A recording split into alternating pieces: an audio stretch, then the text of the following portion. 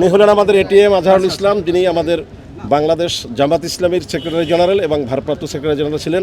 ওনার পুত্র বিগত দিনে এই স্বৈরাচারী সরকারের আমলে উনি আসলে বাংলাদেশে থাকতে পারেন নাই। আপনারা জানেন যে আমার আব্বা দীর্ঘদিন যাবৎ আমরা মনে করি যে রাজনৈতিক হয়রানিমূলক মিথ্যা মামলায় প্রায় 13 বছরের বেশি সময় ধরে কারাগারে বন্দী আছেন। তো তিনি বয়স্ক ব্যক্তি এবং তিনি অসুস্থ, তার অসুস্থতাও আছে এবং তাকে যখন গ্রেফতার করা হয় তখন তাকে নির্যাতন করা হয় বিভিন্নভাবে এবং বিভিন্ন মামলায় তাকে বিভিন্ন রকমভাবে হয়রানি করা হয়। তো দীর্ঘ সময় ধরে তিনি রিমান্ডে ছিলেন, আমিও তার সাথে রিমান্ডে ছিলাম। তো সেই সময় তিনি আমি নিজে দেখেছি বিভিন্নভাবে তিনি অসুস্থ হয়ে পড়েছিলেন রিমান্ডে থাকার সময়। তো সেই গ্রাউন্ড থেকে এবং আশা করি যেহেতু আমাদের দেশ নতুনভাবে আবার স্বাধীন হয়েছে, 5ই আগস্টের পরে প্রায় 6 মাসে পার হয়ে গিয়েছে, তারপরেও আমার আব্বা এখনও কারাগারে বন্দী আছেন। এটা আমাদের জন্য খুবই লজ্জাজনক এবং দুঃখজনক। তো আমরা দেখেছি যে যাদের বিরুদ্ধে মিথ্যা হয়রানিমূলক মামলা করা হয়েছিল তারা প্রায় সবাই বের হয়ে গিয়েছেন এবং যেহেতু তিনি একটি দলের শীর্ষ নেতৃত্বে ছিলেন এবং এখনও আছেন, তো সেই হিসেবে আমরা বলবো যে এই সরকার যত দ্রুত সম্ভব তাকে আমাদেরকে সহযোগিতা করে ন্যায় বিচার নিশ্চিত করে তার মুক্তির ব্যবস্থা গ্রহণ করবেন এবং এই মামলার প্রক্রিয়াটা যত দ্রুত করা যায় সেই ব্যাপারে ব্যবস্থা গ্রহণ করবেন। তো আপনারা সবাই আমাদের জন্য দোয়া করবেন, আমার আব্বার জন্য দোয়া করবেন। জি, আজকে দেখা করেছি।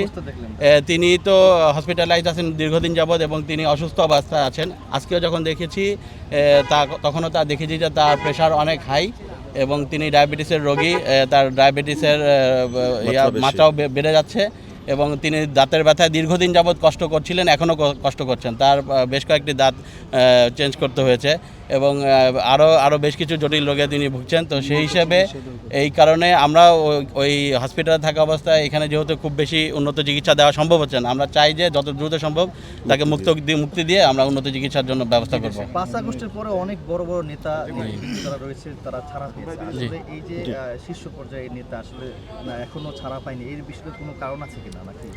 এই বিষয়ে আসলে আমাদের আইনজীবীরা এবং ভালো বলতে পারবেন, কিন্তু আমরা মনে করি যে তার মুক্তির ব্যাপারটা আসলে আরও দ্রুততর করা উচিত এবং যার যেখান থেকে উদ্যোগ গ্রহণ করা সম্ভব সেভাবে যদি উদ্যোগ গ্রহণ করা হয় তাহলে আরও দ্রুত তিনি তার মুক্তি পাবেন, এটা আমরা আশা প্রকাশ করি এবং আইনগত প্রক্রিয়ার মাধ্যমে এবং আইনগত প্রক্রিয়াটা আরও দ্রুততর করা।